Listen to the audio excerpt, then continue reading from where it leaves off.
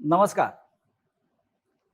आज आपल्याबरोबर आहेत महाराष्ट्राचे मुख्यमंत्री, शिवसेनेचे पक्षप्रमुख माननीय उद्धव ठाकरे साहेब.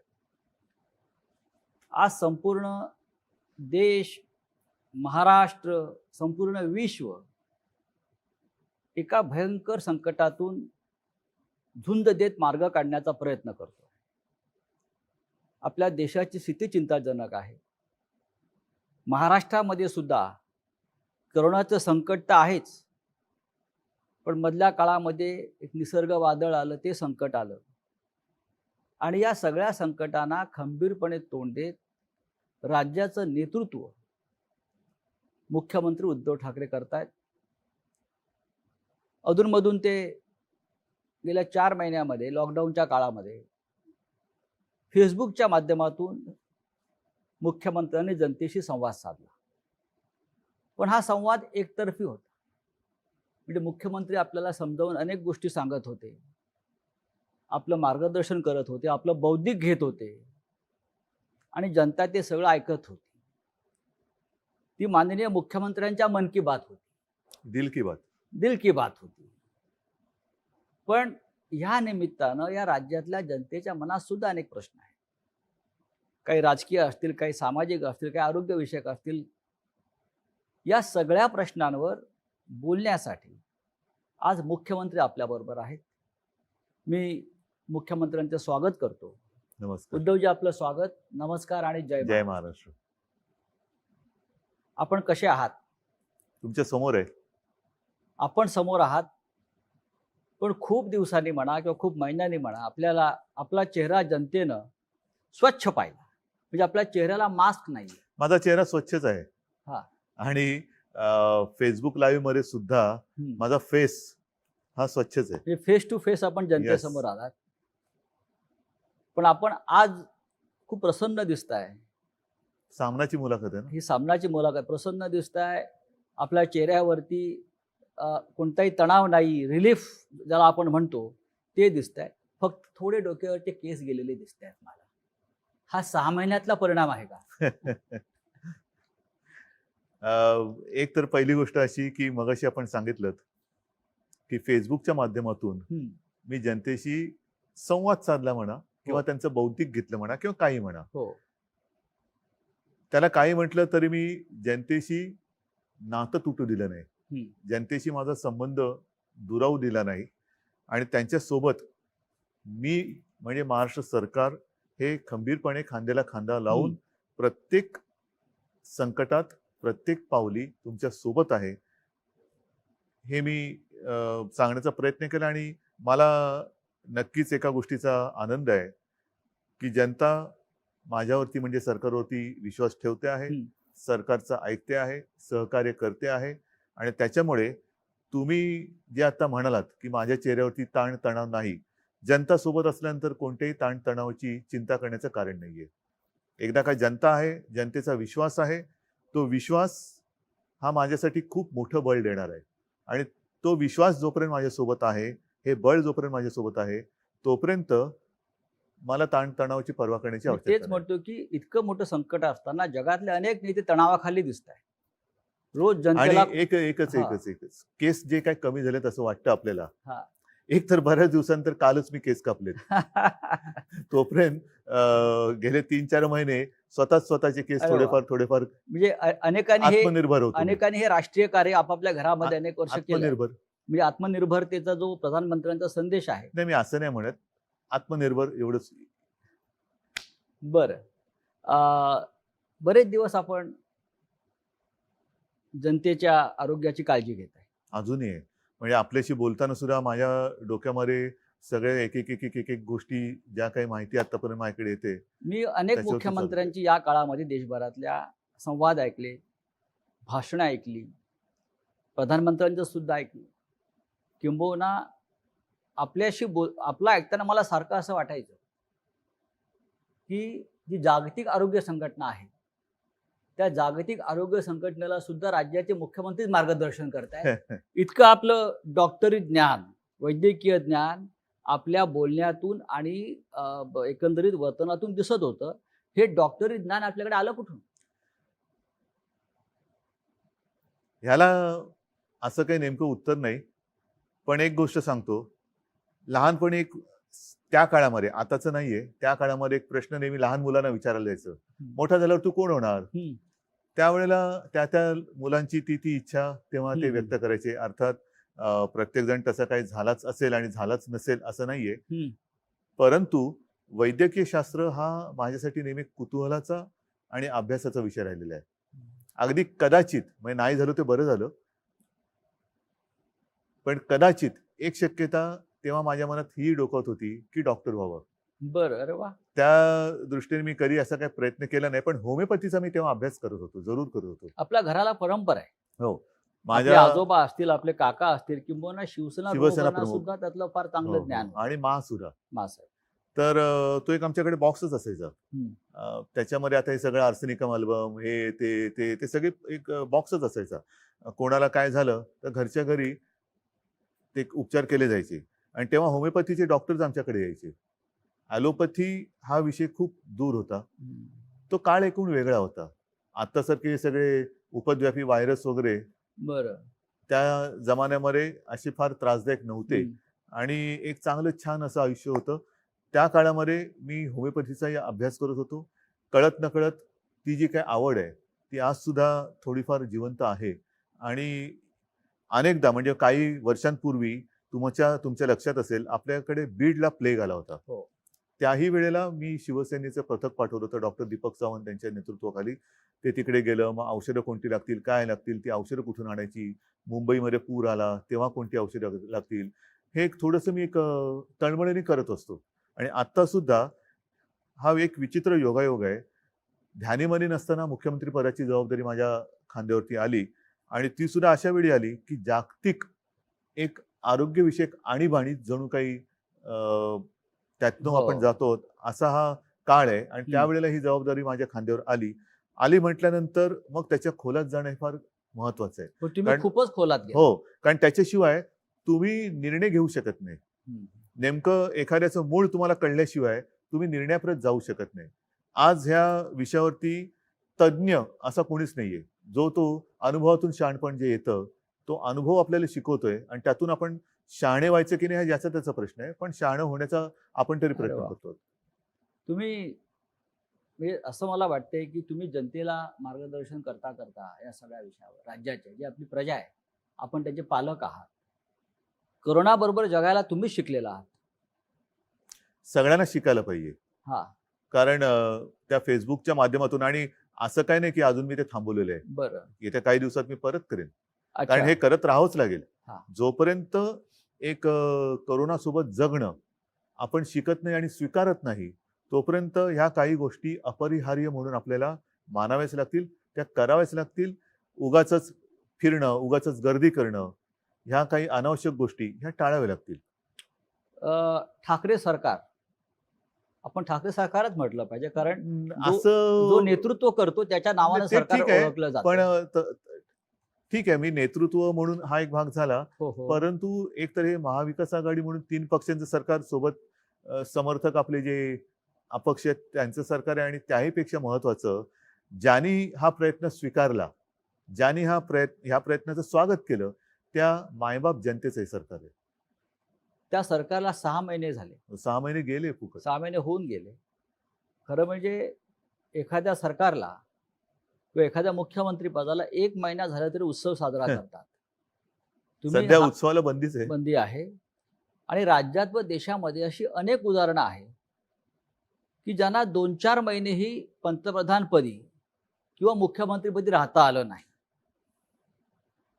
आपण 6 महिन्याचा आपला पूर्ण झाला आणि अत्यंत व्यवस्थित तो पूर्ण झाला. हा 6 महिन्याच्या काळाकडे तुम्ही कसं पाहता? हा काळ कसा गेला? फार विचित्र पद्धतीने गेला. आपण जे म्हणालात ही गोष्ट खरी आहे की 1 महिना झाला, 100 दिवस झाले, 6 महिने झाले. हे सरकारचे वाढदिवस मोठ्या धूमधडाक्यात आतापर्यंत साजरे केले गेले. आता मला असं वाटतं विरोधी पक्षनेते पदाचे दिवस हे धूमधडाक्यात साजरे केले जातात. अच्छा, असं दिसतं हे कोण. पण हे जे काही 6 महिने गेले, हे 6 महिने विविध आव्हानं घेऊन आले होते आणि बरं. आव्हानं अजूनही संपलेली नाहीयेत. राजकीय आव्हान ठीक आहे, ते तर मी तुम्हाला सांगितलं, जोपर्यंत जनतेचं बळ माझ्यासोबत आहे, जनतेचा आशीर्वाद माझ्यासोबत आहे, तोपर्यंत मी ह्या आव्हानाची पर्वा करत नाही. पण सुरुवातीच्या काळामध्ये जसं हे संकट, ज्याचं कोणी अजूनही त्याचा आकार उकार किंबहुना नेमकेपण काही ओळखू शकलेलं नाही, असंही संकट आलं. एक गोष्ट लक्षात घ्या, आपत्ती ही काही नवीन नाहीये. आपत्त्या ह्या येत असतात. पण त्या आपत्त्या किंवा आपत्ती कशी असते, एक भीषण पूर येतो, भीषण भूकंप होतो, फार भयानक असते ती परिस्थिती. त्याच्यामध्ये एक सुनामी येते, एका क्षणात होत्याचं नव्हतं करून जातं. कदाचित असंही होतं की काही संकट, जसं हे कोरोनाचं संकट आहे, हे जर आपण खबरदारी घेतलं नाही तर झपाट्याने लोक आजारी पडतात आणि मृत्युमुखी पडतात. पण ही जी संकटं असतात, वादळ असतं, जसं निसर्ग वादळाचा उल्लेख तुम्ही केला, भूकंप असतो, हे एका क्षणात निमिषार्धात ज्याला म्हणतो ते होत्याचं नव्हतं करून टाकतात. आणि त्याच्यानंतर आपल्याला फार जिकरीने जी लोक त्याच्यामध्ये अडकली असतील त्यांना सोडवण्याचं काम करावं लागतं, त्यांचं पुनर्वसनाचं काम करावं लागतं. परंतु त्यावेळेला कसं असतं की एकदा ते होऊन गेल्यानंतर आपण तिकडे आपल्याला कळते की कुठे कुठे काय काय बिघडलेलं आहे किंवा काय. जसं आता निसर्ग चक्रीवादळ, सुदैवाने त्याच्यामध्ये आपल्याला सुरुवातीपासून जरा काळजी घेतली म्हणून प्राणहानी ही कमीत कमी आपण ठेवू शकलो. तेवढी सुद्धा होता कामा नव्हती, पण ती कमीत कमी आपण ठेवू शकलो, मर्यादित ठेवू शकलो. आता तिकडे विजेचे खांब उन्मळून पडले, झाडं, वृक्ष, बागा, त्याचं नुकसान झालं, घरांचं नुकसान झालं, शेतीचं नुकसान झालं. ह्याची नुकसान भरपाई आता आपण करत चाललेलो आहोत. नुकसान नाही पण भरपाईमध्ये एकच सेकंद, हे जे संकट आहे करोना, हे अजूनही संपत नाहीये. म्हणजे मी फेसबुक लाईव्ह मध्ये एकदा म्हटलं होतं, सरणार कधी रण. हे रण कधी सरणार हेच कळत नाही अजूनही. तुम्ही याला रण मानताय? रणच आहे, रणकंदन आहे मोठं, जागतिक. जसं मी मागेच म्हटलं होतं की वर्ल्ड वॉर आहे, तिसरं वॉर महायुद्ध, अगेन्स्ट व्हायरस. हे 2 महायुद्ध झाली. हे फार भयानक आहे, ज्यांनी हे खरं विश्वयुद्ध आहे, कारण त्यांनी पूर्ण जग व्यापून टाकलेलं आहे. आज सुद्धा अनेक देशांमध्ये ज्यांनी लॉकडाऊन उठवला घाई गर्दीने किंवा सगळं काही संपलं असं समजून लॉकडाऊन उठवला, ते परत लॉकडाऊन करतायत. काही ठिकाणी तर त्यांनी ऑस्ट्रेलियामध्ये वगैरे तुम्ही ऐकलं की एका विभागामध्ये त्यांनी सैन्याला पाचारण केलं. महाराष्ट्रामध्ये अशी वेळ आली होती का की तुम्हाला वाटलं की सैन्याला पाचारण करावं? महाराष्ट्रात सैन्य बोलवण्याची कधीच वेळ आलेली नव्हती. मध्ये ज्या काही बातम्या आल्या होत्या त्यावेळेला मी असं म्हटलं होतं, जी आपण मुंबईमध्ये फील्ड हॉस्पिटल्स केलेत, फील्ड हॉस्पिटल. कारण संकट म्हणजे ही साथ म्हटल्यानंतर साथ असते, एका झपाट्यामध्ये ती किती जणांना कवेत घेईल हे आपण सांगू शकत नाही. त्यावेळेला तुम्ही बघाल मुंबईमध्ये बेड्सची कमतरता होती, ॲम्ब्युलन्सेस नव्हत्या, औषधोपचार नव्हते, व्हेंटिलेटर्स, ऑक्सिजन जे कॉन्सन्ट्रेटर म्हणतो ते. ह्या सगळ्याची कमी का होती? कारण आपल्याकडे जी काही आतापर्यंतची हॉस्पिटल्स आहेत तेवढीच हॉस्पिटल्स होती. आणि हे जेव्हा माझ्या लक्षात आलं, किंबहुना ज्या वेळेला मला विधानसभेचं कामकाज चालू होतं तेव्हा अधिवेशन, तेव्हा पहिल्यांदा आपल्याकडे मार्चमध्ये महाराष्ट्रात पहिले रुग्ण सापडले. ती तीव्रता हळूहळू वाढत आपल्याला अधिवेशन सुद्धा 1 आठवडा कमी करावं लागलं. आणि तेव्हा जेव्हा पहिल्यांदा ब्रीफिंग झालं की ही अशी परिस्थिती आहे, तेव्हाच मी सांगितलं होतं की आपल्याला युद्ध पातळीवरती फील्ड हॉस्पिटल्स उभी करावी लागतील. आणि त्यावेळेला जर गरज लागली तर मिलिटरीच्या तंत्रज्ञानाचा उपयोग करून घ्या. कसे ते पटकन तिकडे करतात. एक गोष्ट आणखीन तुम्हाला सांगतो की याही बाबतीत आपल्याला लष्कराची मदत लागली नाही. आपण इथल्या इथे मला त्या गोष्टीचा एक अभिमान आहे की आपल्या ही प्रशासनाची टीम ही त्यांना जे आपण काही सांगू ते तत्परतेने काम करतायत. आणि म्हणूनच चीननी 15 दिवसात इन्फेक्शन हॉस्पिटल उभं केलं, आपणही 15 ते 20 दिवसात हे हॉस्पिटल उभं केलं आणि आणखीन या सुविधा वाढवतोय. या काळामध्ये आपण मगाशी प्रशासनाचा उल्लेख केला, ते उत्तम काम करते. या काळामध्ये 6 महिन्यामध्ये आपण मंत्रालयामध्ये कमीत कमी केलात असा आपल्यावरती सतत आरोप होतोय. ठीक आहे ना, मंत्रालय आता बंद आहे. मंत्रालयामध्ये कमीत कमी जाणं, एकूणच मी आता त्या विषयावरती बोलतो की आता तंत्रज्ञान एवढं प्रगत झालेलं आहे, त्या तंत्रज्ञानाचा जर का तुम्ही उपयोग करू शकणार नसाल तर तुमच्यासारखे दुर्भागी तुम्हीच. आता तंत्रज्ञानाचा माध्यमातून, जसं आता आपली मुलाखत संपल्यानंतर मी अगदी घरी जाऊनच, मुद्दामून सांगतो, घरी जाऊन माझ्या मुंबईतल्या महापालिका जे काही आपले आयुक्त आहेत, नुसते महापालिका एकटे नाही, सहआयुक्त, उपआयुक्त, ह्यांची मी एक बैठक घेणार आहे. हे रोजचं चाललंय. काल तर मी मराठवाड्यातल्या सर्व आमदारांची एक विदर्भाच्या, काल माझ्या शिवसेनेच्या जिल्हा प्रमुखांची एक बैठक झाली, व्हिडिओ कॉन्फरन्स. परवा तिन्ही पक्षाच्या विदर्भाच्या आमदारांची एक व्हिडिओ कॉन्फरन्स झाली. म्हणजे मी घरात बसून सगळीकडे जाऊ शकतोय. एका वेळेला मी पूर्ण राज्य कव्हर करतोय आणि निर्णय घेतोय. करोनाशी लढण्यासाठी सरकारने योजना तर भरपूर केल्या. एक गोष्ट आणखी लक्षात हा. घ्या, फिरणं आवश्यक आहे, मी नाही म्हणत नाहीये, पण जेव्हा तुम्ही फिरता तेव्हा एकाच ठिकाणी जाता. हो. पण ज्या वेळेला तुम्ही व्हिडिओ कॉन्फरन्सचा उपयोग करता तेव्हा तुम्ही सर्व ठिकाणी जाता. प्रवासाचा वेळ वाचतो. प्रवासाचा वेळ वाचतो. त्यानंतर यंत्रणा जी मग आता मी म्हणतो लावली विमानाने जाते. कशाला जाता? बैलगाडीतून का नाही जात? हम्म. बैलगाडीतून जा, पायी चालत जा. तंत्रज्ञानाचा उपयोग जर करणार नसाल तर मग त्या तंत्रज्ञानाचा शोध लावता ह्या कशाला? तंत्रज्ञानामध्ये तुम्ही अधिकाऱ्यांशी संवाद साधू शकता, पण जनतेशी संवाद कमी होतो असा साधारण एक आक्षेप आहे. आता सध्या तर आपली परिस्थिती लॉकडाऊनचीच आहे. होय. सभा समारंभाने तर बंदीच आहे. हो. जनतेला त्याच्यासाठी बोलवणं म्हणजे आपला नियम आपणच तोडणे. बरोबर आहे. आपला नियम आणि परत हम्म. आपण आता जसं आपण सुरक्षित अंतरावरती बसलेलो आहेत. मी मुख्यमंत्री आहे, माझ्या आजूबाजूला कोण येणार नाही, पण माझ्या समोर माझी जनता बसली, तिचं काय? तिचं काय? ती जर का दाटीवाटीने बसली तर मी संवाद साधला, पण त्याच्यानंतर माझे जनता जे आहेत ते आजारी पडले तर त्या संवादाचा उपयोग पण काय? तुम्ही नियमाचं पालन करताय. नियमाचं पालन जर मी नाही केलं तर जनता का करेल? नियमाचं पालन जर मी नाही केलं मग ते सांगतील ना, लोका सांगे ब्रह्मज्ञान स्वतः कोरडे पाषाण. हे जे करोनाचे युद्ध आपण म्हणताय हे विश्वयुद्ध आहे. प्रधानमंत्री जे आपले मोदी जे आहेत त्यांनी सुरुवातीला सांगितलं होतं की हे महाभारताचं युद्ध आहे. महाभारताचं युद्ध हे 14 दिवस चाललं आणि करोनाचं युद्ध आपण 21 दिवसात संपवू. नाही, पण कठीण हे होतं. युद्ध 21 दिवसात संपलं नाही, किंबहुना ते वाढत चालले. जोपर्यंत आपण करोनासोबत नीट जगणं स्वीकारत नाही, आता स्वीकारतात लोक. त्याच्यामध्ये महत्वाचा मुद्दा जसं तोंडावर मास्क, आता आपण अंतर ठेवून बसलो नाही तर मी लोक परत याच्यावरती टीका करतील की नियमाचं पालन करताय हो. तुम्ही म्हणताय, पण आता तुमच्या तोंडावरती मास्क नाही. आपल्या आजूबाजूला कोणी नाहीये, हे मुद्दा म्हणून मी उल्लेख करतोय. आपल्यात सुद्धा अंतर आहे 6 फूट. आणि मोठी मोकळी ही आहे. जागा आहे. अन्यथा आपण बंद खोलीमध्ये हो. नेहमी मुलाखत घेतो. तर म्हणून मी सांगतो की जोपर्यंत तुम्ही सार्वजनिक ठिकाणी गर्दी करत नाहीत, तोंडावरती मास्क लावून फिरताय, त्याच्यानंतर तोंडाला हात लावत नाही, हात सतत धुताय, हे जे आहे हे एकमेकाला हे करोनासोबत जगणं. बरं. म्हणजे जर माझ्या बाजूला कोणी असेल आणि तो अनादराने माझी पण चूक होणार, पण तेव्हा तुम्ही मला सांगायला पाहिजे की जरा प्लीज असं करू नका. हम्म. हे जे आहे ना, हे मी म्हणतोय करोनासोबत जगणं. या काळामध्ये आपण या युद्धाशी लढण्यासाठी जेव्हा युद्ध होतं तेव्हा आपण रणगाड्या आणतो, क्षेपणास्त्र आणतो, बंदुकांचे दारू आणतो, सैन्य भरती करतो. ही युद्धाची आयुधं आहेत. आणि आपण जेव्हा युद्ध केलं, महाराष्ट्रात सुरू केलं, तेव्हा आपण मोठ्या प्रमाणामध्ये ICU, व्हेंटिलेटर्स, बेड, औषधं हा साठा केला. हे आरोग्यविषयक युद्ध आहे. पण इतक्या मोठ्या प्रमाणामध्ये इन्फ्रास्ट्रक्चर उभं करून सुद्धा लोकांच्या सातत्याने तक्रारी कमी आता झाल्या नाही येते.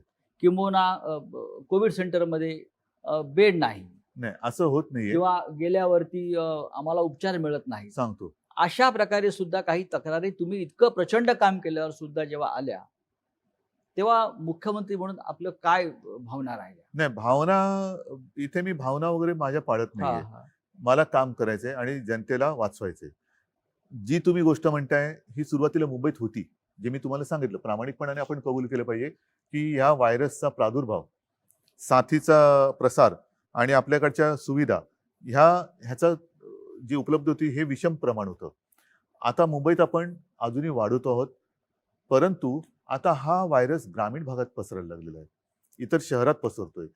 त्या शहरांमध्ये आणि त्या ग्रामीण भागामध्ये जिथे या सुविधा अजूनही उपलब्ध आपण करू शकलेल्या नाहीत किंवा ज्या सुविधा आता बनतायत, तोपर्यंत तिथे ही तक्रार थोडीफार राहणार. आणि त्याच्यासाठी सर्व जिल्हाधिकाऱ्यांना माझ्या सूचना आहेत की जिथे जिथे तुम्हाला आवश्यकता असेल तिथे तिथे तात्काळ या सुविधा निर्माण करा. पण मुंबईत ज्या वेळेला आपण या सुविधा केल्या तेव्हा पावसाळा नव्हता, म्हणून आपण मोकळ्या मैदानात त्या सुविधा बिना कोणत्या अडचणीच्या आपण तयार करू शकलो. BKC मध्ये सगळ्यात मोठे इस्पितळ आपण उभं हो, केलं. गोरेगावचं नेस्को गोरेगावचं. त्याच्याहून मोठं आहे. त्याच्यानंतर वरळीला डोम आहे, आता रेसकोर्सला करतोय, मुलुंड चेक नाका आहे, दहिसर आहे. या सगळीकडे आपण का करू शकलो? कारण तिकडे आपण त्या काळाचा फायदा घेतला. कारण मुंबईमध्ये आपल्या आधी सुरुवात झाली होती या साथीची. आता काय होते, आता गावामध्ये किंवा इतर शहरांमध्ये पाऊस आता लागलेला आहे. त्याच्यामुळे अशी मैदानं तुम्हाला मिळणार नाहीत. बरं, या मैदानात सुद्धा नुसते आपण तंबू नाही टाकले, तिथे सुद्धा टॉयलेटची सोय ही परमनंट, म्हणजे त्याच्यासाठी सुद्धा सिवेज लाईन वगैरे टाकून घेतली, पाण्याची लाईन टाकली, म्हणजे कुठेही नंतर त्रास होता कामा नये ह्याची खबरदारी घेऊन या सुविधा तयार केल्या. आता गावागावात किंबहुना इतर शहरांमध्ये आपल्याला जे मोठे हॉल असतील किंवा काही ठिकाणी गोडाऊन्स असतील जे कव्हर्ड आहेत ऑलरेडी, अशा ठिकाणी आपल्याला ह्या कराव्या लागतात. किंवा ते जर का नसेल तर काही रिकाम्या बिल्डिंग आहेत का, आजही काही ठिकाणी आपण शाळा, कॉलेजेस किंबहुना हॉस्टेल्स हे क्वारंटाईनसाठी घेतलेले आहेत, कारण तात्काळ आपल्याकडे दुसरं काहीच नव्हतं. हे इतकं करून सुद्धा देशामध्ये रुग्ण वाढतातच आहेत. 10 लाखाच्या वर रुग्ण देशामध्ये गेले, त्याच्यापेक्षा जास्त आकडा हा असावा. महाराष्ट्राचा आकडा हा 3 लाखावर गेला. 3 लाख एकूण, म्हणजे पहिला रुग्ण जो आता बरा होऊन घरी गेलेला आहे त्याला सुद्धा त्याच्यात पकडलं जाते. आणि हे मुंबई खरंच 1 चूक आहे. लाखावर गेले. हो, पण आता जे बरे होऊन गेले तो त्याच्यामधले फिगर दिल्या जात नाही, तो धरता कामा नाही ना. तुम्ही तुमच्या महाराष्ट्राला किंवा देशाला पंतप्रधान किती असं विचारता का? मग नेहरूंपासून पंतप्रधान धरणार का? महाराष्ट्रामध्ये सुद्धा यशवंतरावांपासून मुख्यमंत्री धरणार का? असे सगळे मुख्यमंत्री किंवा सगळे पंतप्रधान एकत्रित धरत नाहीत. आत्ता किती पंतप्रधान? 1. आत्ता किती मुख्यमंत्री? 1. आतापर्यंत कोण कोण होऊन गेले? हे होऊन गेलेले. म्हणजे आता आकडा कमी होतो. कमीच आहे. हा, असं नाही मी म्हणत, काही ठिकाणी वाढतोय. एक आणखीन महत्वाचा मुद्दा घ्या लक्षात, की ही साथ आहे, आकडा वाढतोय, तो थोडा वाढणार, पण याच्यामध्ये आपल्याला लवकरात लवकर तो रुग्ण ओळखून किंबहुना रुग्णाला जर का तशी लक्षणं आढळली तर त्यांनी लवकर पुढे आलं पाहिजे. मृत्यूदर कमी ठेवणं, औषध नसताना सुद्धा, औषध कोणते नाहीये पण त्याच्यावरती इतर जे काय आता उपलब्धता आहे त्याच्यानुसार उपचार करून मृत्यूचं प्रमाण कमी ठेवणं, हे आता आपलं मोठं आव्हान. या क्षणी मुंबई नियंत्रणामध्ये येत असताना अजून मी त्याच्याबद्दल काय बोलत नाही. एक मिनिट, असं अजिबात मी बोलणार नाही, कारण असं जर का आपण समज करून घेतलं तर आपण गाफील राहू. त्याच्यामुळे कृपा करून तुम्ही त्या आकड्यांकडे लक्ष देऊ नका. पण आज मुंबईच्या बाहेरची शहरं आहेत, कल्याण, डोंबिवली, ठाणे, नवी मुंबई, अंबरनाथ, पुणे, पिंपरी चिंचवड, हे भाग जास्त संक्रमित झालेले आहेत. आणि ती चिंतेची गोष्ट वाटते सगळ्यांना, कारण एकतर हे दाटीवाटीच्या जागा आहेत, नोकरी धंद्याच्या जागा आहेत, औद्योगिक वसाहती आहेत, आणि हाच पुणे, पिंपरी चिंचवडला परत लॉकडाऊन करावा लागला, ठाणे, कल्याण, डोंबिवलीला परत लॉकडाऊन करावं लागलं, नवी मुंबईमध्ये सुद्धा संकट वाढत आहे, चंद्रपूर सारख्या ठिकाणी सुद्धा रुग्ण वाढत आहेत, नागपूरला चित्र वाईट दिसलं. ही वेळ परत परत लॉकडाऊन करण्याची का आली? सांगतो, ही केवळ आपल्यावरती चालेल नाहीये. हे जी सुरुवातीला मी म्हटलं, हे जागतिक कटू सत्य आहे. जागतिक कटू सत्य आहे. आपल्याकडे नेमकेपणाने बोलणार किंवा तसं सल्ला देणारं जगामध्ये कोणी नाहीये. एका बाजूला लॉकडाऊन केला पाहिजे का, तर त्याला विरोध करणारे अनेक शहाणे आहेत. लॉकडाऊनने काय सदलं? लॉकडाऊन म्हणजे उपचार आहे का? लॉकडाऊनने आर्थिक संकट येते, लॉकडाऊनने अर्थव्यवस्था. ठीक आहे बाबा, तुम्हाला मग आम्ही उडून देतो. मग इकडे लोक जर का दुर्दैवाने त्यांना काही मृत्युमुखी पडले तर तुम्ही घेणार का जबाबदारी? जे आज जे सरकारच्या दारी येऊन बसले, दार उघड म्हणून टाहो फोडतायत, दारं उघडायला हरकत नाहीयेत, पण दारं उघडल्यानंतर तुम्ही जबाबदारी घेणार आहात का? अर्थव्यवस्था ही, म्हणून आपण काय करतोय, माझं मत असं आहे की आता लॉकडाऊन शब्द न वापरता, मी असं कधीच म्हणणार नाही की लॉकडाऊन मी उठवतोय, नाही, अजिबात नाही, पण मी हळूहळू एक एक गोष्टी उघड करत चाललोय. आणि प्रयत्न माझा असा आहे की एकदा उघडलेली गोष्ट परत बंद होता कामा नये. त्याच्यामुळे नुसता आरोग्याचा विचार करूनही चालणार नाही, नुसता अर्थव्यवस्थेचं पण चालणार नाहीये. जे केवळ आणि केवळ अर्थव्यवस्थेची चिंता करतायत त्यांनी आरोग्याची चिंता थोडीफार तरी केली पाहिजे. आणि जे केवळ आणि केवळ आरोग्याची चिंता करतात ते आजच्या घडीला ते सत्य असलं तरी थोडीफार आर्थिक चिंता पण केली पाहिजे. आणि ह्याचं तारतम्य ठेवून, ही तारेवरची कसरत आहे. करोना बरोबर जगायला शिकायचं म्हणजे तारेवरची कसरत करायला शिकलं पाहिजे. आणि दुसरा महत्वाचा मुद्दा, मुंबईच्या आसपासच्या परिसरात जो काही थोडा प्रादुर्भाव वाढतोय, या व्हायरसचा एक वागणुकीचा तुम्ही जर का हे बघितला आलेख, तर हा व्हायरस गुणाकार करत जातो. आणि जिथे पहिली सुरुवात होते तिथे सुरुवातीला तो पीकवरती जातो, शिखरावर जातो, आणि मग तो फ्लॅट होऊन मग कमी येतो. जिथे उशिरा होतं तिकडे तो उशिरावर पीकवर जातो. ह्या परिसरामध्ये जिथे उशिरा सुरू झालेला आहे तिथे तो पीकवरती उशिरा चाललेला आहे. त्याच्यामुळे हा परिसर आणि ही शहरं ही कालांतराने बाहेर पडतील. तुम्हाला करोनावर डॉक्टरेट मिळाली पाहिजे, रिसर्च. तेवढा अभ्यास नाही केला तर मी मुख्यमंत्री म्हणून काय देशातल्या मुख्यमंत्र्यांमध्ये करोनावरती इतका खोलवर अभ्यास करणारा आपण एकमेव मला मुख्यमंत्री मी दिसतो. नुसता मी फिरत नाही, घरी बसतो म्हणून अभ्यास होतो. पण अभ्यास न करता फिरणं आणि न फिरता अभ्यास करणं, तुम्हाला काय पाहिजे तुम्ही ठरवा. विरोधी पक्षनेते फार फिरायला लागले मी नाही बोलत काही. आणि आपले विरोधी पक्षनेते देवेंद्र फडणवीस हे काल दिल्लीत होते 2 दिवसापूर्वी तिथली करोनाची परिस्थिती बघत होती आणि परिस्थिती. त्यांचं असं म्हणणं आहे पण दिल्लीत तिथल्या जाऊन. परिस्थितीबद्दल काय बोलले नाहीत ते. अच्छा, नाही म्हणजे मी काय तिथे जाऊन दिल्लीत जाऊन विरोधी पक्षनेते महाराष्ट्राच्या भयावह परिस्थितीविषयी बोललेले आहेत. ह्याचं कारण का की त्यांनी त्यांचा जो फंड आहे तो महाराष्ट्राचा फंड दिल्लीत दिला म्हणून सगळ्या गोष्टी ती दिल्लीत जाऊन करतात.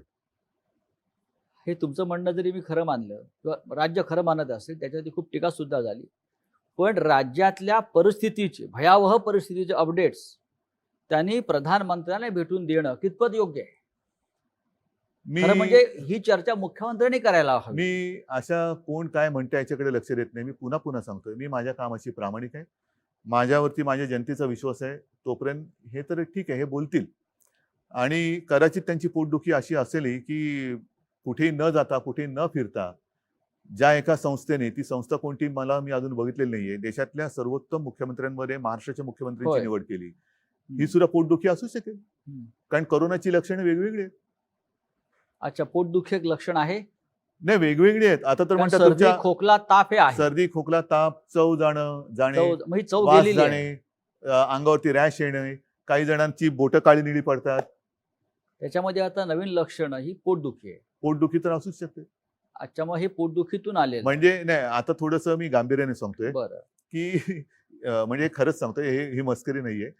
आपल्यामध्ये एखादा अनपेक्षित काहीतरी बदल झालाय किंवा अनपेक्षित आपल्याला आपल्याबद्दल काही लक्षात आले तर तेही कोरोनाचं लक्षण असू शकतं, असा एक अभ्यास आहे. अरे वा.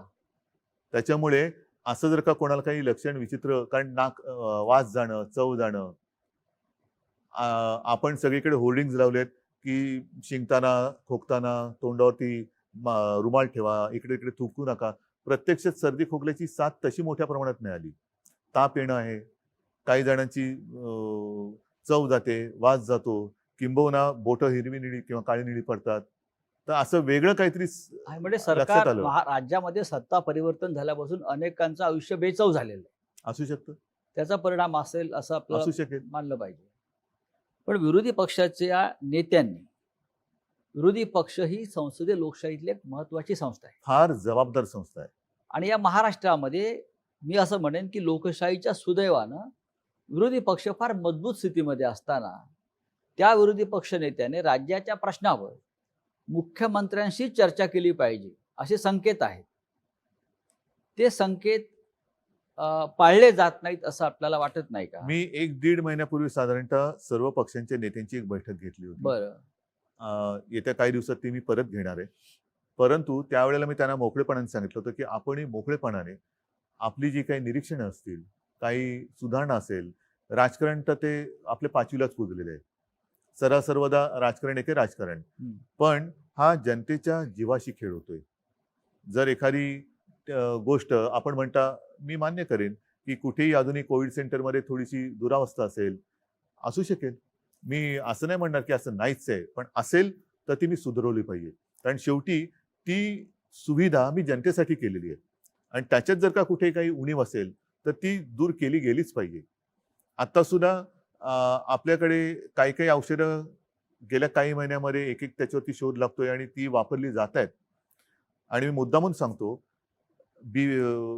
WHO असेल किंवा आणखीन काही असेल, आपल्याला दूरचित्रवाणी किंवा वृत्तपत्रातनं कळतं की ब्रेक थ्रू, त्याच्यामध्ये एक ते स्टिरॉइडचं नाव आलं, डेक्सोना, ज्याला आपल्याकडे डेक्सोना म्हणून म्हणतो. मी टास्क फोर्सला विचारलं, ते म्हणाले साहेब हे औषध आपण स्टिरॉइड आपण गेले 2 महिने ऑलरेडी वापरतो. बरं. आता ते सुद्धा कधी द्यायचं, किती द्यायचं, हे प्रमाण हे डॉक्टरांनी ठरवायचं असतं. आणि म्हणून प्रत्येक रुग्णाला हे औषध मिळालंच पाहिजे हा आग्रह आपण नाही धरता कामा, ते डॉक्टरवरती सोपवलं पाहिजे. म्हणजे सध्याच्या काळामध्ये महाराष्ट्र असेल, देश असेल किंवा विश्व असेल, जो उल्लेख केला जातो की पांढऱ्या कपड्यातले देवदूत डॉक्टर्स किंवा नर्सेस, वॉर्ड बॉयज हे खऱ्या अर्थाने या देशात आणि विश्वामध्ये काम करत आहेत आणि ते सुद्धा त्यांचं सुद्धा मोठ्या प्रमाणामध्ये बलिदान. देवावरती आणि देवदूतावरती विश्वास नसेल तर दोघेही काम नाही करू शकणार. होय. कर्नाटकच्या जे बाजूला राज्य आहे तिकडल्या मंत्र्यांनी सांगितलंय, तिकडे जी काय परिस्थिती गंभीर झालेली आहे करोनाची, की आता आम्ही सगळं देवावर सोडून मोकळं होतोय. हे कितपत योग्य आहे? हे मी तुम्हाला म्हटलं ना, आता हा सुद्धा माझ्या फेसबुक लाईव्ह मधला मुद्दा होता. हो, सगळी प्रार्थना स्थळ बंद आहेत, बंद आहेत. मंदिरं बंद आहेत, सगळे बंद आहेत. मग देव आहे कुठे? देव कुठे गेला? तर तो देव आपल्यात आहे. हो. आपण एकमेकाला सावरणं, आपल्या डॉक्टरांच्या रूपातनं तो आपल्याला मदत करतोय.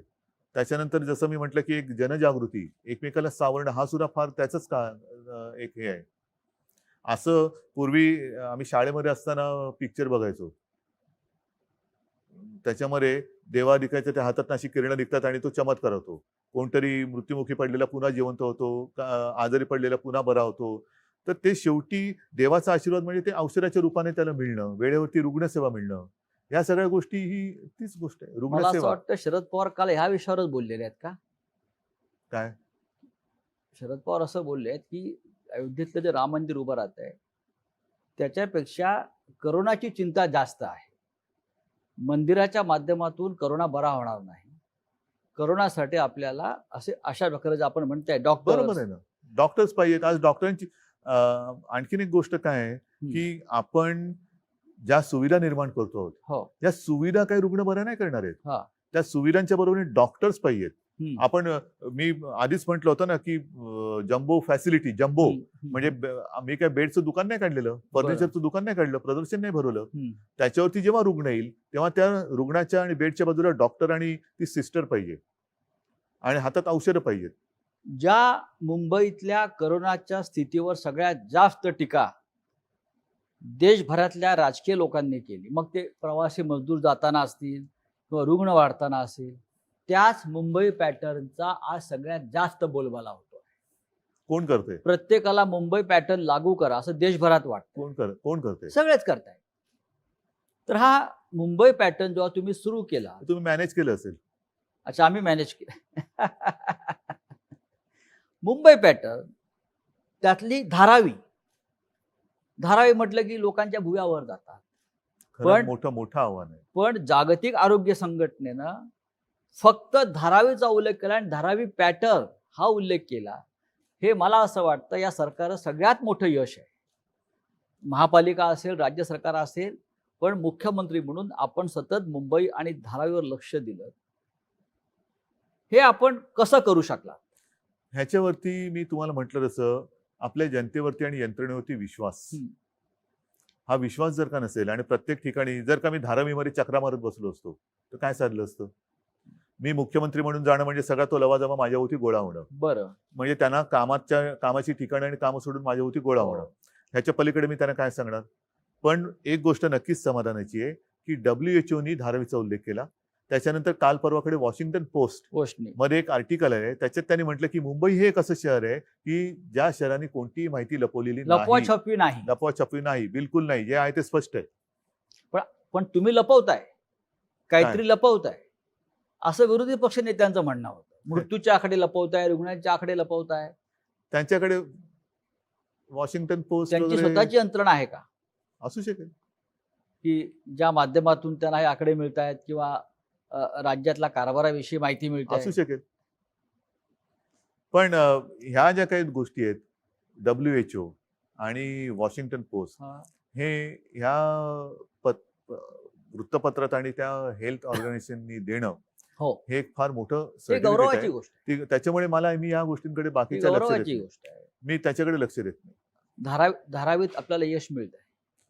मी अजूनही बोलत नाही, कारण अजूनही संकट पूर्ण टळलं पाहिजे.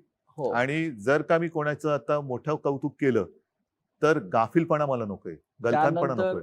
मुंबई सुद्धा हळूहळू स्थिरस्थावर होत आहे. पण मुंबईच्या रस्त्यावरती वडापाव कधी मिळणार? त्याच्यासाठी सुद्धा आपली ही हळूवार वाटचाल त्याच दिशेने चालू आहे. हो, जोपर्यंत मुंबईच्या रस्त्यावरती लोकांना वडापाव मिळत नाही तोपर्यंत मुंबई सुरळीत झाली असं कोणी या देशामध्ये मानणार नाही. वडापाव आहे, बऱ्याच गोष्टी आहेत.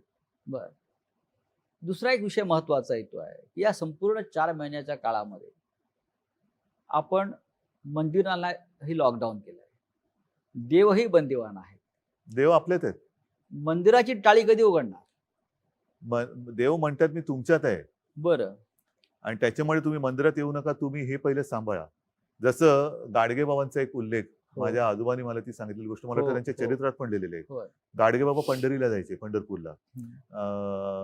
यात्रा असायची, वारी, जसे ती या वेळेला वारी होऊ शकली नाही आणि गाडगेबाबा जायचे ते दर्शनाला मंदिरात जायच्या आधी किंवा ऐवजी चंद्रभागेचा काठ हा सकाळ झाली का खराट घेऊन साफ करायला जायची. आणि त्यांना कोणी विचारलं काय बाबा दर्शन घेतलं का, तर म्हणले, अरे हे बघ हा माझा विठोबा आहे, अच्छा. हे गोरगरीब माता भगिनी मायबाप सगळे आलेले आहेत, इकडे ही सगळी अस्वच्छता माजली तर रोगराई येईल, मग त्याचं काय होणार. त्याच्यामुळे ते त्याची सेवा कर सांगायची. आपण त्या गाडगे महाराजांची आणि परंपरा आणि ते स्वतः हे घराला घेऊन काढायची. आता आम्ही त्यांच्या नावाने अभियान करतो, पण स्वतः काय करतो, स्वच्छ केलेल्या कोपऱ्यामध्ये जाऊन झाडू मारून फोटो काढतो. गाडगे महाराजांची परंपरा महाराष्ट्राला जशी लाभली आहे तशी ठाकरे कुटुंबाला आहे ना, पासून किंवा त्याच्यामुळे देव काही त्यांनी गोष्टी पाहिला. या माझ्या आजोबांकडनं त्यावेळेला मी त्यांच्या आठवणीच्या स्वरूपात ऐकलेल्या आहेत. आता महाराष्ट्रामध्ये अनलॉक 2 सुरू आहे. अनलॉक शब्द सोडा, अनलॉक लॉक ज्याला तुम्ही पुनश्च हरिओम म्हणता. पुनश्चार्य म्हणतोय किंवा मिशन बिगिन अगेन, होय. ते करताना नीट तो समजून घ्यायला पाहिजे विषय की लॉकडाऊन हा केलेला आहेच, लॉकडाऊन आहेच, त्याच्यामुळे ह्याच्यानंतर काय होणार, त्याच्यानंतर काय, लॉकडाऊन आहेच, पण आपण एक एक गोष्टी सोडवत चाललेलो आहोत. त्यातनं हळूहळू एक एक गोष्टी बाहेर काढतोय. नाहीतर काय होईल, lockdown 1, lockdown unlock 1, lockdown 2, unlock 2, lockdown 2, ह्या गोष्टी या खेळत तांत्रिक गोष्टी नाही. म्हणजे तुम्ही घाईघाईने एखादी लॉकडाऊन केला तेही चूक आहे, घाईघाईने लॉकडाऊन उठवला किती काळ असं बसणार, मग हे कधी होणार ते कधी होणार. लोक कंटाळले आता आहे, पण कंटाळा घालवण्यासाठी म्हणून लॉकडाऊन केलेलं नाही, उडायचं असं नाहीये. लोकांच्या पोटापाण्याचा प्रश्न आहे. त्याच्यासाठी एकदम जर का घिसाडघाईने उघडलं आणि साथ प्रचंड वाढली आणि जीवच गेला तर पोटपाण्याचं काय करणार. काही ठिकाणी कारखान्यांमध्ये सुद्धा जर काही साथ घुसली तर काय होणार. आणि म्हणून मग एक गोष्ट स्वीकारायला पाहिजे की मग करोनाचं काय होईल ते होईल, किती माणसं मृत्युमुखी पडतील ते पडतील, पण आम्हाला लॉकडाऊन नको. आहे का तयारी? अमेरिकेत जसं केलंय. हा, तयारी आहे का? माझी नाही तयारी. न्यूयॉर्कला आहे. असेल, माझी नाही तयारी. मी म्हणजे ट्रम्प नाहीये. मी माझ्या डोळ्यासमोर माझी माणसं अशी तळमळताना हे करताना बघू शकत नाही, अजिबात नाही. त्याच्यामुळे एक गोष्ट ठरवा की लॉकडाऊन गेल्या खड्ड्यात, जीव गेला तरी 72, पण आम्हाला लॉकडाऊन नको. रेल्वे सुरू होत नाही अद्याप, लोकांनी प्रवास कसा करायचा. म्हणूनच मी म्हणतो ना की एकदा काहीतरी ठरवा, इस्पार या उसपार. आणि जर का दोन्ही सांभाळायचं असेल तर मी म्हटलं तसं रेल्वे रुळावरनच चालली पाहिजे, तशी ती तारेवरची कसरत आहे, तारेवरची कसरत आहे. तुम्ही रेल्वे सुरू करणार की नाही असा प्रश्न आहे माझा. नाही, बंद करण्यासाठी आम्ही काय केलं, रेल्वे ही मुंबईची लाईफलाईन आहे. जोपर्यंत लाईफलाईन, रेल्वे सुरू करूया, वडापाव सुरू करूया, सगळं सुरू करूया, पण एकदा काहीतरी एक टोक स्वीकारा. घाई गडबडीने घिसाडघाईने तुम्हाला हे करायचंय आणि मग काय आपल्या घरात कुटुंब याच्यामध्ये आजारी पडतात आणि काही मृत्युमुखी पडतात. मग कुटुंब मृत्युमुखी पडल्यानंतर घराला जे टाळं लागेल ते लॉकडाऊन कोण उघडणार. घराचं जो काय लॉकडाऊन होईल, कुटुंब जर काय गेलं तर त्या घराचं टाळं कोण उघडणार. आणि म्हणून ते टाळं नको असेल तर या गोष्टी टाळा. शिक्षणाचा पूर्ण बट्टाबोळ झालाय जगभरात. आणि महाराष्ट्रात सगळ्यात विषय जो सध्या चर्चेला जातो आहे तो म्हणजे पदवी परीक्षेच्या ज्या अंतिम वर्षाचं काय करायचं. तो निर्णय घेतलाय, कारण याच्यामध्ये राज्यपालांचं एक मत आहे. नाही, पण आता राज्यपालांसुद्धा मला सरकारचं एक मत आहे. आपण कोणत्याही परिस्थिती, कारण आता काही ठिकाणी बघा, तुम्ही मला प्रश्न विचारतानाच दोन्ही बाजूनी प्रश्न विचारताय. एका बाजूने म्हणताय की हे कधी होणार आणि दुसऱ्या बाजूला म्हणताय की हे पण होतंय. म्हणजे एका बाजूला म्हणते हे उघडणार कधी, दुसऱ्या बाजूला म्हणताय की तुम्ही राज्यात इतर राज्यांमध्ये पुन्हा लॉकडाऊन होते. होय. मग हाच तो माझा महत्वाचा मुद्दा आहे. काही ठिकाणी शाळा सुरू केल्या आणि त्यातली मुलं बाधित झाली. असं कोणी समजू नका की मुलांना हा करोना होत नाही. 6 महिन्याच्या बाळाला सुद्धा करोना झाला, तो बरं झालं. हे चित्र आलंय. दक्षिण कोरियामध्ये शाळा परत बंद कराव्या लागल्या, अनेक देशात बंद. मग त्याचा खेळखंडोबा किंवा बट्ट्याबोळा आहे की नाही. मग या शिक्षणासाठी शेवटी महाराष्ट्राला शिक्षणाची फार मोठी परंपरा आहे. सगळ्या देश जगाला आहे. मुंबई महाराष्ट्राला आहेच ना. शिक्षण हे जीवनावश्यक गोष्टीपैकी एक आहे. 2020 मध्ये या काळामध्ये मुलांनी, तरुणांनी शिक्षणाचं काय करावं. महत्वाचा मुद्दा आहे हा, आणि त्याच्यासाठी आपण आता हा जुलै जवळपास संपत आला. बरोबर आहे. जूनमध्ये शाळा सुरू होतात. मी माझी संकल्पना मांडली ती हीच आहे की शाळा कधी सुरू होणार. आता तो शाळा हा जो कन्सेप्ट आहे तो थोडासा बाजूला ठेवा. शिक्षण कधी सुरू होणार. ह्याच्यासाठी आपण हा एक विचार केला की जिथे जिथे शक्य असेल ग्रामीण भागात तिथे शाळा सुरू कराव्यात का, आणि जिथे जिथे शक्य आहे, सुविधा आहे, तिकडे ऑनलाईन शिक्षण सुरू करावं का.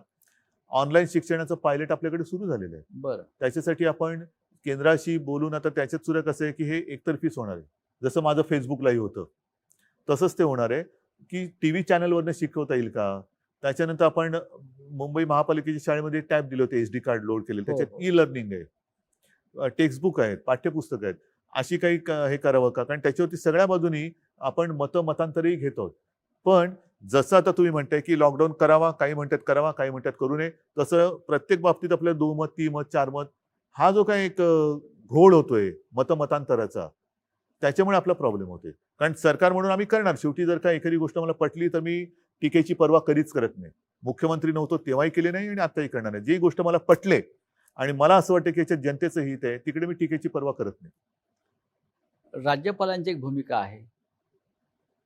त्यानंतर युनिव्हर्सिटी ग्रँड कमिशन, विद्यापीठ अनुदान जी संस्था आहे, त्यांची भूमिका परीक्षा पण आपल्याकडे सुद्धा घेण्यासंदर्भात आहे. कुलगुरूंची एक भूमिका आहे. आपल्याकडे कुलगुरूंची परीक्षा एक होऊ भूमिका आहे. नये, यातून मार्ग काढण्यासाठी. मार्ग काढलाय आपण. परीक्षा होऊ नये असं कोणाचंच मत नाही. हो. माझंही मत आहे परीक्षा व्हावी. पण हे मी काय म्हटलेलं नीट लक्षात घ्या. आपण अंतिम वर्षाच्या मुलांना जी काही आतापर्यंत सेमिस्टर झालेले त्याचं ॲग्रिगेट करून मार्क देऊन त्यांच्या आयुष्यातला एक अडथळा दूर करावा, त्यांना पास करावं. त्यांच्या शेवटी एक सरासरी हा एक प्रकार असतो, म्हणून त्याला सरासरी म्हणतात. सरासरी मार्क देऊन त्यांना रिझल्ट द्यावा. ज्यांना कोणाला वाटतं की मी ह्याच्याहून चांगली कामगिरी बजावू शकतो, त्यांना आपल्याला जेव्हा शक्य होईल, आता हे आपण मे महिन्यात बोलत होतो, जून महिना गेला, जुलै गेला, केव्हा शक्य होईल. आता तरी आपल्या समोर तसं काही दिसत नाही, कारण आता ग्रामीण भागात सुद्धा तो पसरतोय कोरोना. जेव्हा शक्य होईल तेव्हा आपण परीक्षा जाहीर करू, परीक्षा घेऊ. ज्यांना असं वाटते की आम्ही परीक्षेला बसू शकतो आणि आम्हाला बसायचंय, परीक्षेला बसा. आणि तेव्हा मात्र तुम्हाला एकच काहीतरी ऍक्सेप्ट करावं लागेल, एक तर ऍग्रिगेट केलेल्या मार्क्सचा एक रिझल्ट घ्या किंवा परीक्षेचा. नोटबंदी हे मोठं संकट होतं. त्यात हजारो लाखो लोक बेरोजगार झाले आणि त्याचे परिणाम देश आजही भोगतोय. विशेषतः याचा सगळ्यात जास्त फटका औद्योगिक राज्य असल्यामुळे महाराष्ट्राला बसला, मुंबईला त्याच्यावरती बसला. जास्त कोण बोलत नाहीये. आता पुन्हा करोनाचाच फटका औद्योगिक दृष्ट्या म्हणाल तर आपल्याच राज्याला बसतोय. आपल्या राज्यामध्ये पण एक संकट हे शेवटी संकटात सुद्धा प्रकार आहेत, मानवी आणि अमानवी. मानवी असो किंवा अमानवी असो, ते कोणालाच मानवत नाहीत. त्याच्यामुळे संकट हे संकट असतं. आताचं संकट हे अमानवी आहे आणि हे आपल्या हातात नाहीये. हे संकट, हा व्हायरस जो आला तोच मुळातून बाहेरून आलेला आहे. यातून मार्ग कसा काढणार. हजारो लाखो लोक जे मार्ग बेरोजगार या ह्याच्यातून मुंबई महाराष्ट्र, मला असं वाटतं ह्याच्यातून मार्ग काढण्यासाठी पूर्ण जग धडपडतं आहे. आणि आता सुद्धा प्रसारमाध्यमातून ज्या बातम्या आपल्या समोर येत आहेत त्या आशादायक आहेत. याच्यावरती वॅक्सिन जवळ आपण गेलेलो आहोत, पोहोचतो आहोत. काल सुद्धा माझी काही जणांशी चर्चा झाली. येत्या काही महिन्यात कारण या वॅक्सिनची ट्रायल सुरू झालेली आहे. आता प्राण्यांवरती होते, एक ठराविक ग्रुपवरती होते, त्याच्यानंतर ती मोठ्या प्रमाणावरती होईल.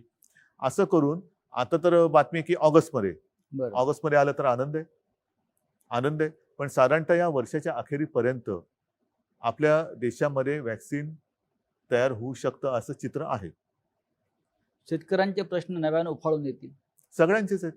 आता आजपासूनच महाराष्ट्रामध्ये दूध उत्पादक शेतकऱ्यांचं आंदोलन सुरू झालंय. त्यांच्या दुधाला भाव वाढवून हवाय. कोणाला भाव मिळतोय नीट? कोणालाच भाव मिळत नाहीये. त्याच्यामुळे हे संकट हे सर्वव्यापी आहे.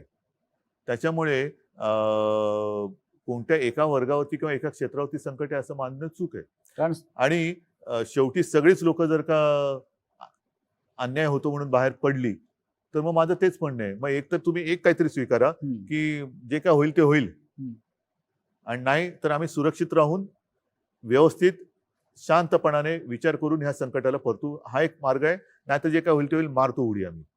कारण खाजगी कंपन्या, खाजगी उद्योग यांनी तर नोकर कपात मोठ्या प्रमाणात सुरू केली. पण शासनामध्ये सुद्धा ST एस टीमधून 4,000 लोक कमी केले, रेल्वेतून माणसं कमी केली जात आहेत, विमान कंपन्या, ह्या सगळ्या पब्लिक सेक्टरमधून जर अशा प्रकारे नोकर नाही, कपात सुरू राहिली ह्याच्यावरती तर खूप मोठा सामाजिक प्रश्न निर्माण होऊ निर्माण शकतो होईल. होऊ शकतो आणि ह्याच्यासाठी मला असं वाटतं वेगळी केवळ अट्टहासापायी आपली मतं मांडण्यापेक्षा एक जर का सगळेजण एक दिलाने एकत्र आले तर ह्यातनं मार्ग नक्की निघू शकतो. तसा मार्ग काढण्याचा माझा प्रयत्न आहे. परंतु तुम्ही हे करताय म्हणून माझा त्याला विरोध आहे, ही जर भूमिका घेऊन कोण येणार असेल तर त्यातनं मार्ग नाही निघू शकत. ही परिस्थिती सगळ्यांना सारखी आहे. फटका कमी जास्त प्रमाणात सगळ्यांना पडलेला आहे, पडणार आहे. याहीपेक्षा मोठं जे काही संकट आहे हे येत्या काळामध्ये कदाचित येऊ शकतं. पण सगळ्यांनी मिळून एकदिलाने जर संकटाचा सामना करायचा आहे म्हणून आले एकत्र आणि मार्ग काढायचा म्हटला तरच मार्ग निघू शकतो. याच्यामध्ये केंद्र राज्याला काय मदत करू शकेल? केंद्र आणि राज्य, केंद्राने आता मध्ये वेळोवेळी पंतप्रधान व्हिडिओ कॉन्फरन्सच्या माध्यमातून एक बैठक घेत असतात आणि ज्या काही गोष्टी कोरोनाच्या बाबतीत त्यांच्याकडे आपण मांडतो तशी त्यांची त्या बाबतीत मदत होते. आपल्याला जी 38,000 कोटीची मदत त्यांनी द्यायचं कबूल केलं होतं, ते पैसे राज्याला मिळाले का? येत आहेत हळूहळू. हळूहळू येत आहेत. म्हणजे लॉकडाऊन जसा हळूहळू उठतोय तसे ते पैसे हळूहळू येत आहेत. सगळ्यांचंच उत्पन्न घटलेलं आहे. दूध उत्पादकांचं घटलेलं आहे, शेतकऱ्याचं घटलेलं आहे, जो काय आपला नोकरदार वर्ग आहे त्याचं घटलेलं आहे, म्हणजेच सरकारचं पण घटलेलं आहे. मग राज्य सरकार जे एक महत्वाचं आहे, महाराष्ट्राचं राज्य महसूल वाढवण्यासाठी, त्याशिवाय हे राज्य चालू शकत नाही. कोणाकडनं वसूल करणार? कर्मचाऱ्यांचे पगार द्यायला आपल्याकडे पैसे नाहीत असं आपले मंत्री म्हणतात. मान्य मला, पण शेवटी महसूल वाढवण्यासाठी आपण काय उपाययोजना करणार? उपाययोजनासाठी आपण एक गोष्टी ज्या आहेत, मी तुम्हाला म्हटलं ना, पटकन हो. पी हळद आणि हो गोरी असा उपाय कोणाकडेच नाहीये. असा उपाय कोणाकडेच नाहीये. आणि तसा जर का उपाय असता तरी संकट त्याला काय म्हणायचं? संकट म्हणतोय, यावेळेला आपत्ती म्हणतोय. आता सुद्धा आपल्या देशात आणि आपल्या राज्यात महाराष्ट्राने तो जो काही एपिडेमिक ऍक्ट होता 100 वर्षापूर्वीचा, म्हणजे इंग्रजांच्या काळातला, तो 100 वर्षानंतर पुन्हा त्याचं पुनरुज्जीवन प्लेगच्या वेळेतला पुनरुज्जीवित का केला? म्हणजे तशी एपिडेमिक, तशी परिस्थिती निर्माण झाली. केंद्राने त्याच्याहून थोडासा एक पाऊल पुढे टाकून थोडा आणखीन कडक डिझास्टर ऍक्ट जो केलेला आहे तो का करावा लागला?